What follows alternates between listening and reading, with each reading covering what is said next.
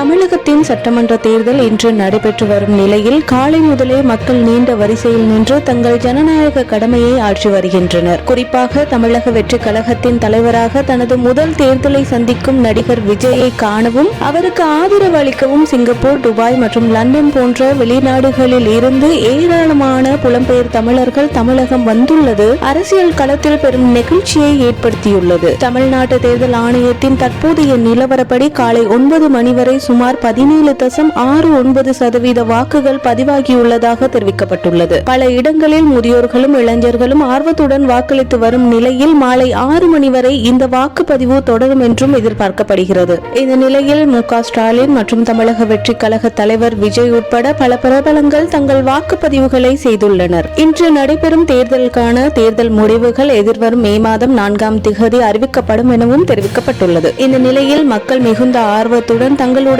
வாக்குப்பதிவுகளை மேற்கொள்வதற்காக வாக்குச்சாவடிகளில் அலைமோதும் காட்சிகள் பதிவாகி இருப்பதும் குறிப்பிடத்தக்க ஒரு விடயமாகும்.